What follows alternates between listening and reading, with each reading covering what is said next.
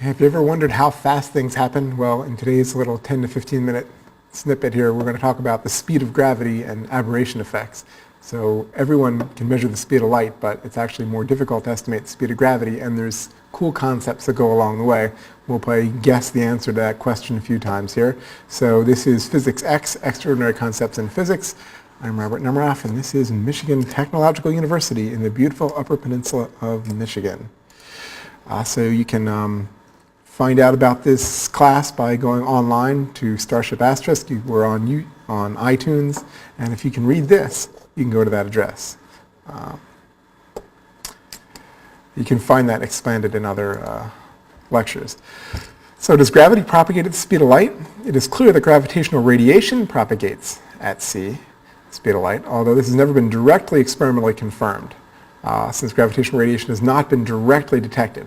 Detecting gravitational radiation is one of the great quests of modern physics and astrophysics.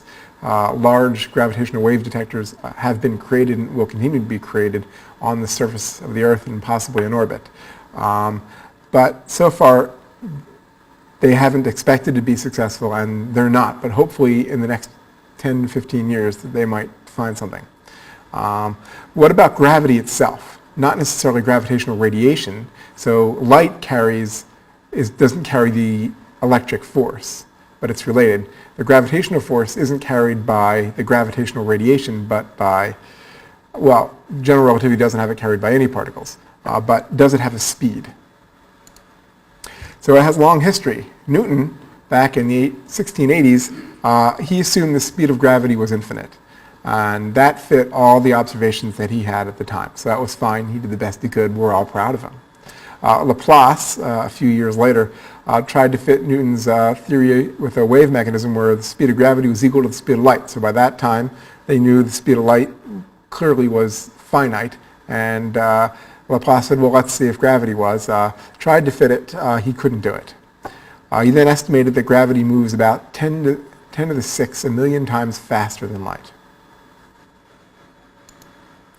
Lorentz in 1904 created a theory with ether, which is this strange stuff that pervades all time and space, which may be similar to the quantum sea, but back then it was just sort of some kind of medium that had photons in it.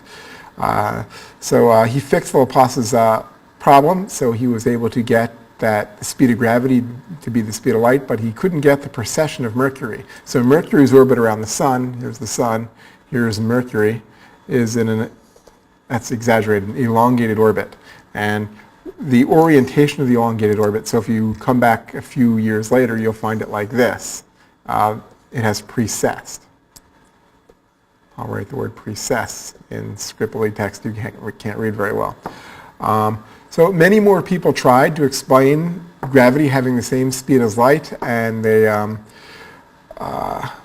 they tried to get the precession of Mercury and other things, but no one could really do it until Albert Einstein himself came up with general relativity in 1915.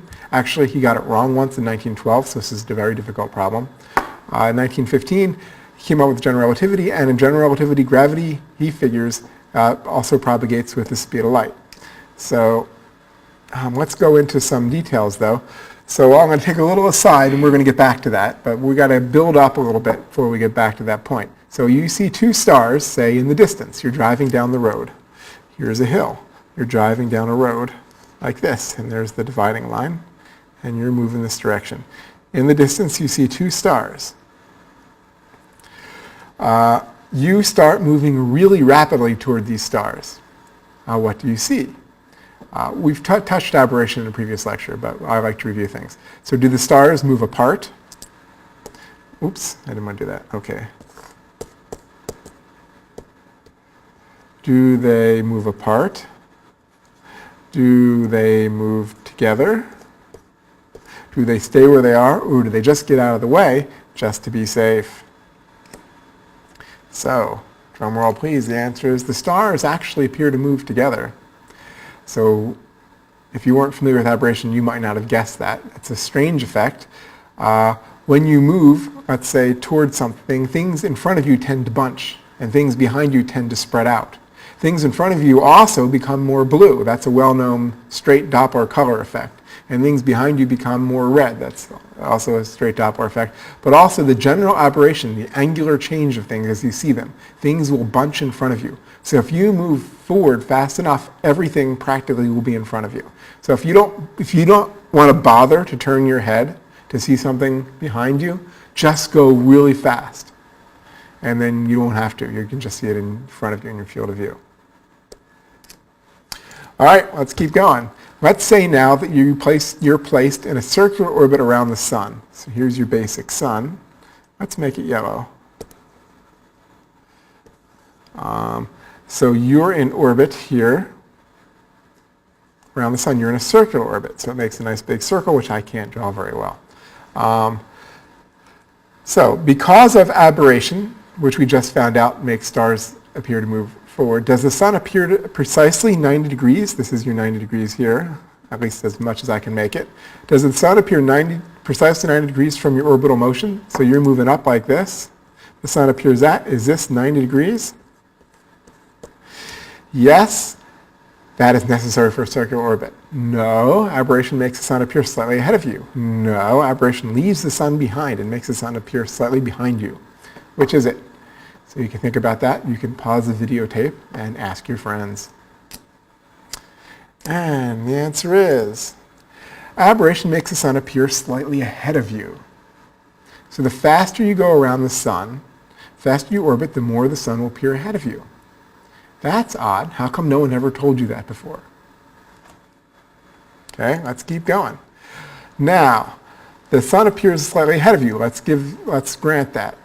Does sunlight push you back, creating a drag force as you orbit the sun? So you orbit quickly, or even not quickly. It happens a little bit, no matter your speed. So you're orbiting the sun appears slightly ahead of you. That means the photons are coming toward you. Are they slowing you down? Yes, that sounds reasonable is the first answer. No, that would cause the Earth to fall into the sun is the second answer. No, the sun being over there cannot create a force over here is the third answer. So which would it be? You can pause the video, but I will surge forward and tell you that, yes, that sounds reasonable. It's called the Poynting-Robertson effect, and we see it in the solar system all the time, but we don't see it on the Earth because the Earth is really massive compared to the dinky little photon energies that come from the sun. The sun can warm the Earth, but the momentum of the photons and the speed of the Earth don't cause any significant Poynting-Robertson drag on the Earth. But little dust particles around the sun, they feel it all the time. You can see it in comet orbits. As the comet spurts little particles, those little particles actually feel the Poynting-Robertson effect and slow down and eventually fall into the sun. So it's real. Okay, so now we've agreed that the sun appears slightly ahead of you. Does the gravity of the sun also appear slightly ahead of you? Yes, since sunlight and gravity move at the same speed, it would. 2, no, gravity is immune to this effect. 3, does this mean the solar system is unstable? Which of those? Think, think, think. Drum roll answer, please. No. Gravity is immune to this effect. Isn't physics strange? So, although few direct experiments have been done, the stability of Earth's orbit puts limit on the aberrational effects, as detailed in an interesting paper by Cardip 2000, which I suggest people go off and read, although it's technical.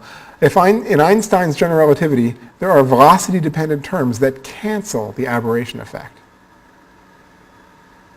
The calculation is complex but demanded by conservation of angular momentum, although the emission of gravitational radiation will make the cancellation inexact. So in general relativity, there are velocity-dependent terms. So the speed that you go around something affects the effective acceleration you will get, which we will then say in terms of force, so that you're not space force in general relativity. But they will cancel. So isn't that strange? It is therefore possible to see someone in one direction and feel the force pulling from them in a different direction. So the universe is not what you see is what you get. It's not WYSIWYG. You can feel an attraction from one direction and look there and say, I don't see anything there. That's strange. How come I'm feeling an attraction toward that direction? It's because the light is doing something different from the gravity. However, the gravity still propagates at c, because that Cardip calculation and previous calculations were done, meaning the velocity-dependent terms were computed assuming not that the speed of light is infinite. The speed of gravity is infinite. The speed of gravity is finite, but there are velocity-dependent terms that cancel it. Does a charged object orbiting an oppositely charged object see an operated electric field is the next question you can ponder. So now you consider this to be positive charge, negative charge. This is a positive charge. Yes, all electromagnetic effects will feel aberration. No, electric fields are also immune to this effect. Which is that? And the answer is, let's clear the screen. Electric fields are also immune to this effect. It could get complicated that when you move, you create magnetic terms and things get sometimes complicated. However, there is no aberration of the electric field. The calculation is slightly different than for the gravitational effect in general relativity. It basically results from something called Noether's theorem. A famous woman physicist of the early part of the 20th century. Any field that is invariant over time will conserve energy locally and hence will not show significant aberration effects. Otherwise, you would get non-conservation of energy. When worked out in detail, again, velocity-dependent terms come in to cancel the effect of the finite speed of the propagation of the changing electric field. So both electric fields and gravitational fields propagate with the speed of light, but they have velocity-dependent terms that knock out aberration effects. So what you see is not what you get. That's the strange lesson of today. That gives us insight into the speed of forces, the speed of gravity, and speed of electricity. And with that, I'll ask you to keep Schrodinger away from your cat, and I will see you next time when I have more strange physics.